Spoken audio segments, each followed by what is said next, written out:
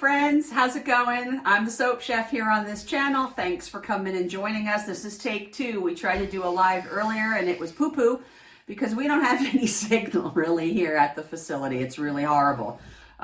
So that's a no-go, and this is take two. I am here with Mr. Soap Chef, and he is going to give, there's Mr. Soap Chef, put your hand over there, baby. There you go. He's going to give us all a tutorial on how to paint bath bombs with an airbrush system. So I'm going to actually take the camera and I'm going to bring it over here to our compressor so you guys can see that, and he'll walk us through what it is and how to deal with the pressures. All right, let's bring you over here. So this is, first of all, here's Mr. Soap Chef. hi. So this is a relatively inexpensive setup that we got, and we purchased everything from Harbor Freight. So this is a 100-pound PSI 3-gallon compressor from it's a Central Pneumatic. I forget how much it was, but it was probably a $30 to $50 range compressor. It's plenty sufficient. Haven't had any issues with it. It's been running fine for over a year now. And we paint a lot of bath bombs. Yeah, and I've been painting quite a bit. And we also got the there's a kit that comes with this, and I think some jars, and I'm not sure what else came with it. It was a little box. This is also Harbor Freight Central Pneumatic. So and this is a siphon feed, not a gravity feed, which is important to note. Right. So the two gauges here, this is the pressure of the that the tank charges up to, which is about 80 pounds of pressure, and this is the one that shows how much you're actually using. So you really don't need a lot of pressure coming out of the gun, because the more pressure you're coming out of the gun, the more of a chance you have of blowing apart any loose areas of your bath bomb.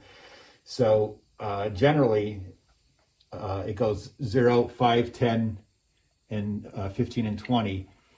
I do close-up and detailed stuff probably around 5 pounds or so.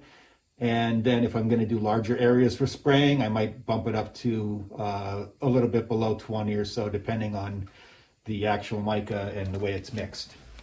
And that's important to note too, because when I first started learning about airbrushing bath bombs and so forth, and I was in a bath bomb airbrushing group on the Facebook. I want to say it was Kathy Winthrop in that group, and she was saying to use 40 pounds of pressure. And so that's what I started doing, and it was blowing my bombs apart. And my bombs are hard and they're not powdery. They're really good condition, but it was blowing them apart at 40 PSI. It was way too much. That being said, she's working with a teeny tiny little Iwata. We're working with an actual air compressor. And once this sucker kicks on, you guys, it's going to be really, really loud. You're going to hear how loud it is. And so we will stop talking when that comes on. And then I'll just go ahead and mute that when I'm doing the editing portion. But let me put this back over here, and then we're going to get going. I don't want this video to be too lengthy. All right, take it away, Mr. Soap Chef. So like she said, this is a siphon unit, and there's a little hose in here. And because it's a cheaper unit, it kind of moves around. So when you're screwing your lid on, you need the hose to be curved into the front, because when you're using the gun, you're generally going to be aiming down like this, and this way the liquid is all around the hose. If it is in the back, then depending on how much is in your jar, it might not spray, and it may seem like you're having an issue with the sprayer, but you really aren't. It's just that there's no liquid by the siphon. So having said that, you shake up just like you do when you're spray painting. You shake it up to get the liquid and the solids mixed together. And can you talk real quick about if there is a ratio of mica to alcohol, and if not, why? I don't have a specific ratio. I'm finding that different micas have different, I don't know if they're different sizes or whatever, but they mix differently, and some of them are a little more clumpy, let's say, coming out of the gun. and it might clog a little more. I've never worked with a more expensive gun, so I don't know if those are better or not, but kind of have to keep shaking it and playing, up and down with the trigger. And the trigger on here, if you just press down straight, it just produces air. And you can use that to clean, if there's any dust or pieces on your bath bomb, you can use that to clean it off. But as you pull back on it, and once you push down, then it'll start to siphon. So if all the way back is all the way for siphoning, and then as you push down, it will regulate. The more you push down, the more air will go through, and you kind of have to get a feel for that. So if you just press all the way down, it's going to be full air coming out and full amount of the coloring coming out, which may be too much for what you're working on. So you'll have to get a feel for that. But if it is getting a little cloggy, I'll pulse with that. So I'll be like,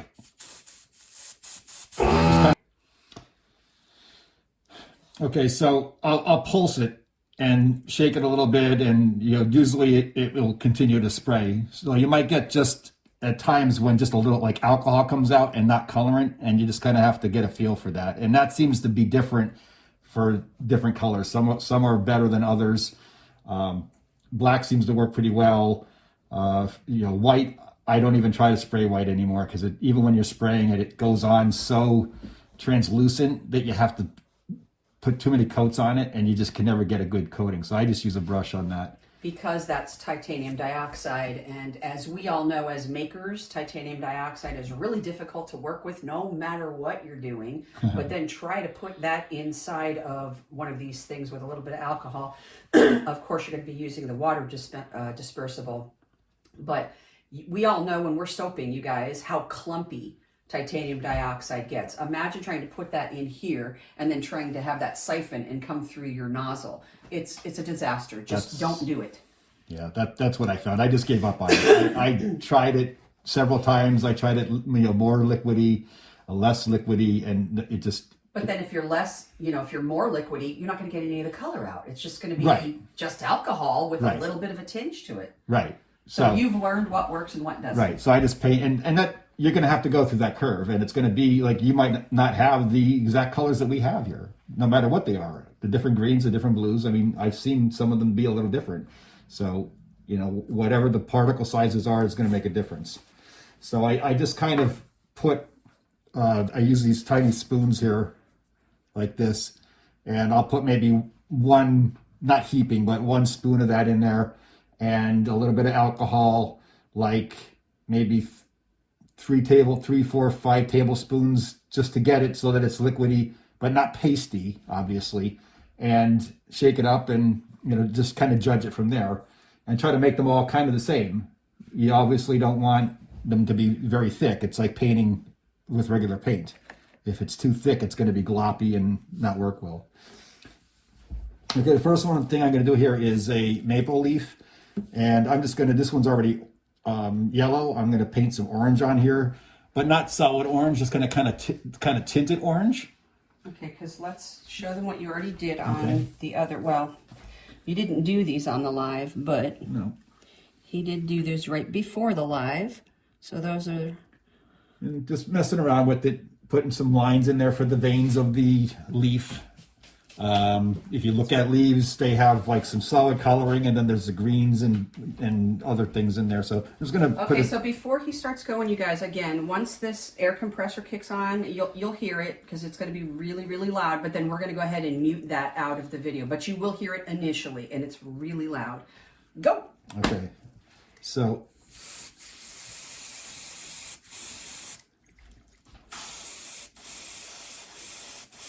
So this is giving me a problem right now, so I'm just going to shake it a little bit. I have a cardboard on the side here that I use to spray on. And sometimes I tap it on the table. He's going to copyright that because he made it. Yeah. There you go. It seems like it's coming out now. So let's see if it... There we go. Okay, so now it's coming out. I'm just going to kind of tinge it. So you can see some of the yellow, because leaves just have all kinds of colors on them, you know. They're not always solid.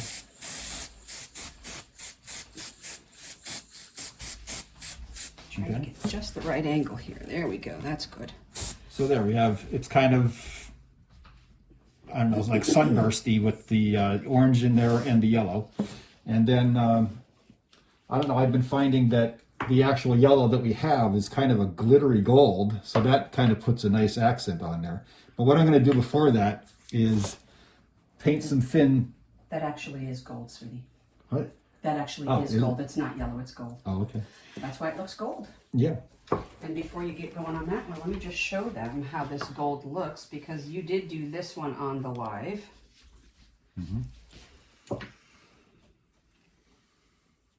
So I don't know if you guys can see this on camera. There's like a gold shimmer to it. Looks to the bottom part. And I sprayed it on the top too. So. And then he actually like put lines going across the top there.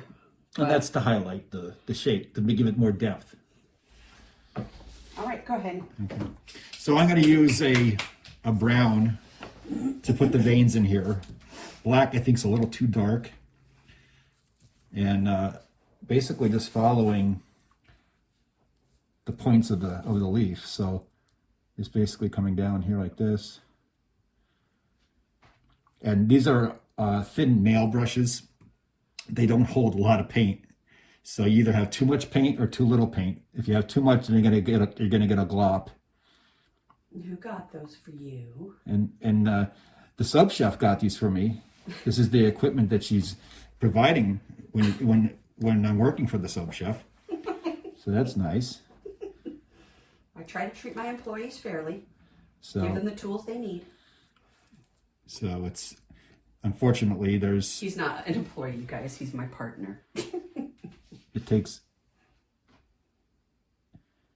takes a lot of back and forth here because there's literally like 5 bristles to the brush, you know. So you just kind of go like a sweeping motion. So you're not going to really be painting like you're painting a piece of wood. You're just kind of going sweepy, and you don't necessarily. I went kind of straight with that, but you're just kind of just doing, you know, lines that are kind of going towards the center. They're not going to be straight in a leaf. Well, you want them to look kind of veiny, you know? Right. So, but you wouldn't draw them straight necessarily, like, no. You know, just gonna. That's the beauty of they're not made. Right. And they're not even solid, because you may not even be able to see all of it, because a leaf, all parts of the leaf, they don't all change color at the same time, which is why we have a sunbursty look to it. So just kind of go down.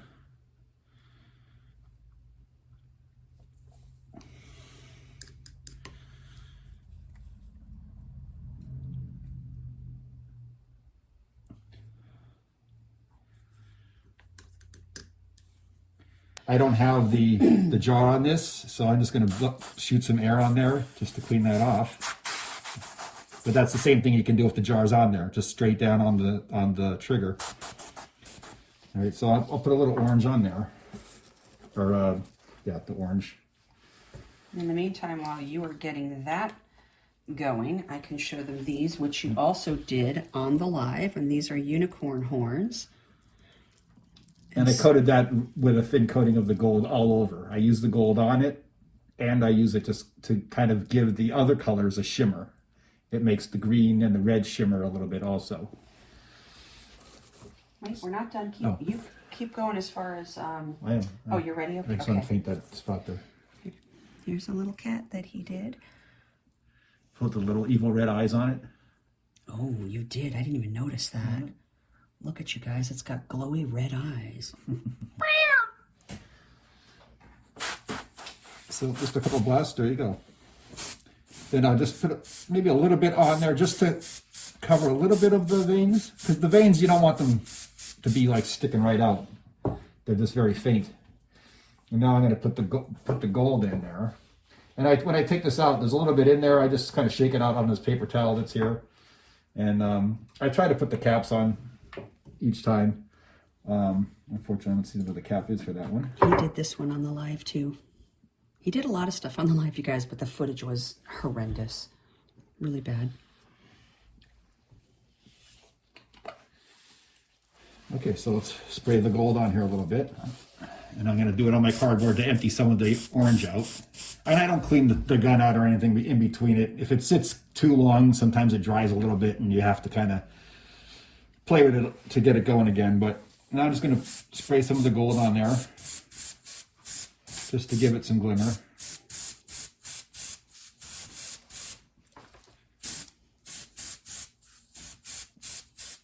And that's basically it. I mean, I might even be inclined to put a little bit of red in there. Yeah. You know, you just do whatever you want to do. I feel like Bob Ross, you know. Let's put a little tree there. Put a little friend. He needs a little friend. You know. Don't we all? So we'll get the red going. Same thing. I'm spraying the gold out of the gun.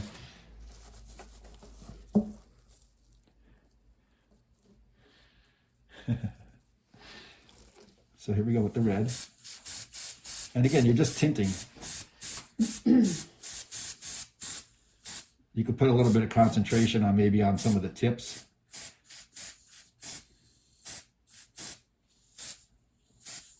And that's it. So kind of, you know, I don't know if it picks up on the camera, but you can kind of see the different colors in there in person. Yeah, you can. In person you can, but I don't know if And you'll that's be able to see it. and that's about it. Okay. So Let's give me this and you next can one, go we'll on do to the the next pumpkin, or- one.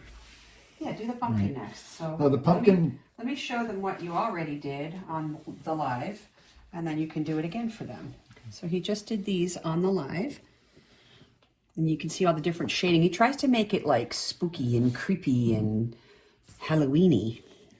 And if you think about it, pumpkin is not just solid orange. There's lines of black in there. There's part of it that was sitting on the field and it's kind of greenish or got yellow to it. You know, so it's already orange, so we're not going to paint it orange, but generally we could do the eyes like a bright yellow, like the yellow, the gold, if we wanted to. I'm making it everything black, which just kind of makes it really stand out and makes it creepy, scary. So I'm going to get the black going here. I just cleaned out the...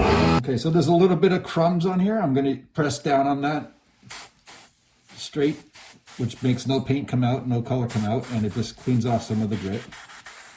All right, now I'm going to do the eyes black. Now the eyes are inset, so when you have a shape like that, I'm finding, and this is stuff that you get a feel for also, you want to work up pretty close, because the further back you are, the more spray you're going to get, the more area is going to get sprayed. And I have the, let's see if I have it on. I have this low. This is less than 5 pounds of pressure. So the closer you are,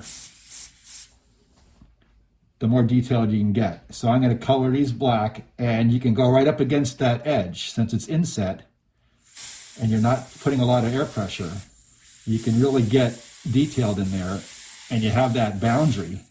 So you don't have to worry about going out of the lines. And then just rotate it.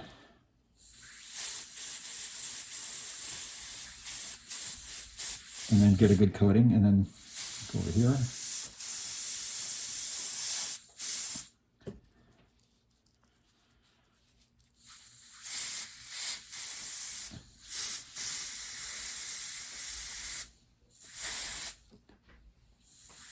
And then something small like this nose, you can kind of just go in the middle of it and just move it around a little bit. Get the corners. And the mouth is going to be a little more. So I'm pressing down a little harder to get the bigger spots. And you can see a lot's coming out. And then as I'm getting closer to the edges, I don't want to get an overspray, because it will overspray the edge if you put it all the way in. So I just kind of do it and just work my way toward it. And you got to take your time with it. If you're just rammy-jammy, just like anything, you're gonna get bad results. Rammy-jammy? So, yeah.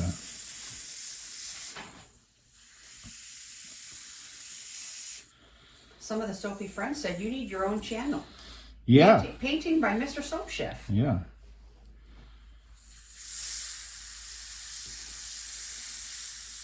I think Payne said that. Okay, so that's the mouth, eyes, and nose, but the lines in the pumpkin too are going to accentuate those a little bit by just putting very light as I can do it. Sometimes you get a little too much that comes out, but it doesn't really matter. Nothing's perfect, and we're not doing a coloring contest for the old folks home or anything. So I'm just going to do it very lightly here. So it starts good. There we go. And then just going to move it. And if you're out of the lines on it, doesn't really matter. You're just kind of giving a little bit of highlight there.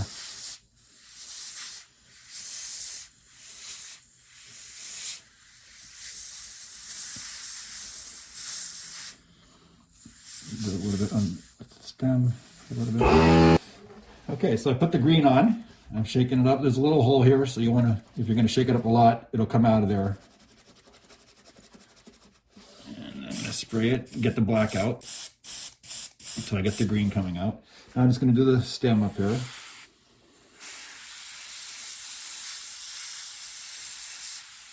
And again, I'm not pressing really hard. If I do, it would blast all over and get on the edges. And there is a little lip around the edge of the whole thing.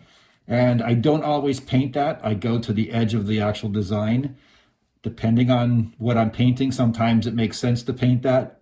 That's kind of a judgment call also. But as you can see, there's a little bit of an edge around it. So I try to be consistent with that.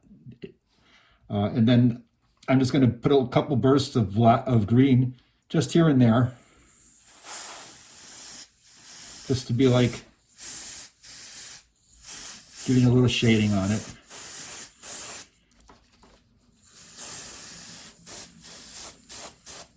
Makes it look ghoulish.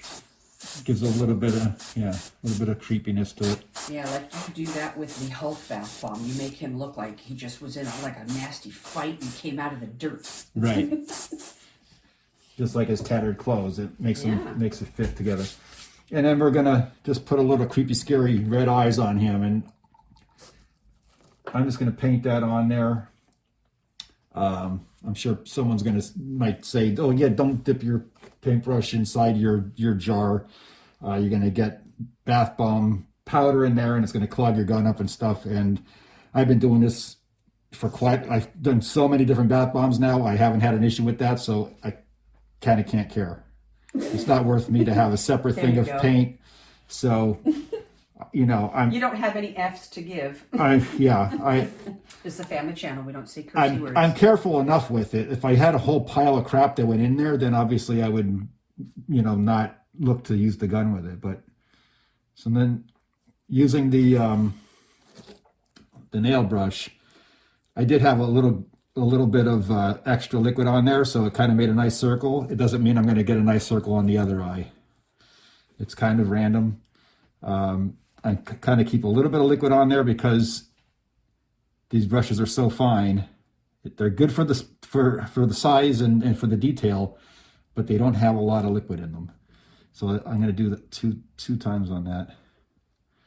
Just kind of go in a circular motion to get a nice, and that one's a little smaller than that one, so I'm anal enough to try to get that to be the same size, which sometimes, well, you are married to me after all, gets me in trouble because then I get a big gloop and then it's just a giant red eye, and then I have to go and fix the black, and I'll do that because I care.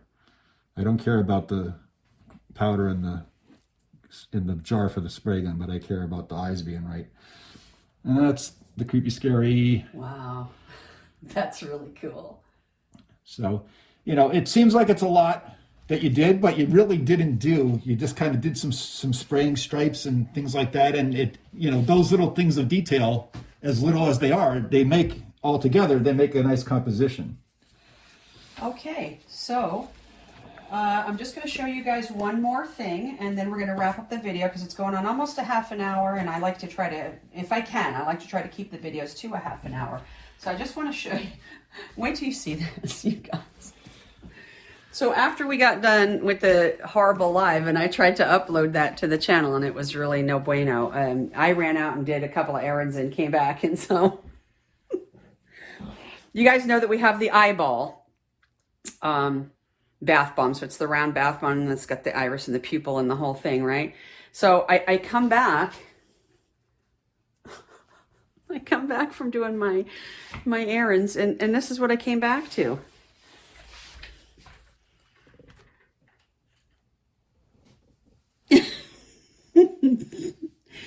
Mr. Soap Chef did a little bit of drawing while I was away. Arts and Crafts Day. Allegedly. Yeah. All right. So what happens when your eyeball comes out? What does happen when you're If you when pull your eyeball right out, what happens? Well, let's see, shall we? Oh God! Oh no, he didn't. You guys, what did he do?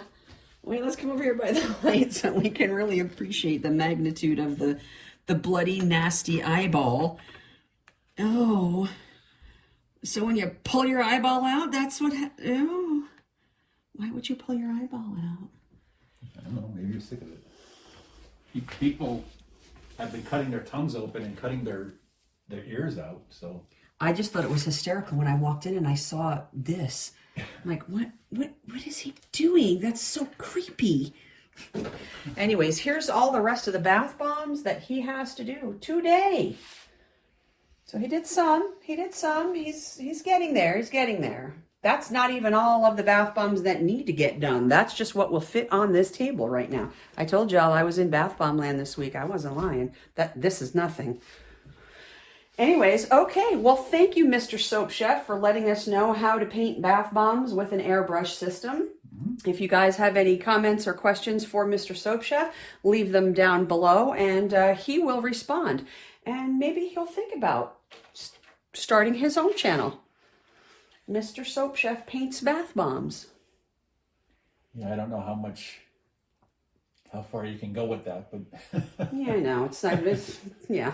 There we go, painting bath bombs again. I know. I'm telling you, they get bored with me making the bath bombs because it's just the same old stuff, just a different mold. It's the same exact thing, different mold. But I have to because I'm selling the molds, so I need to do the demos on them, okay? Evidently, it is Crazy Hair Saturday. Did y'all get the memo? No? You didn't get the memo that it's Crazy Hair Saturday? Come on, it's 2022. We all get our emails. Okay, that's all. All right, you guys, love you. Thank you so much for joining us today for another episode of What's Cooking in the Painting Department. Mr. Soap Chef, what you got to say? Quickly.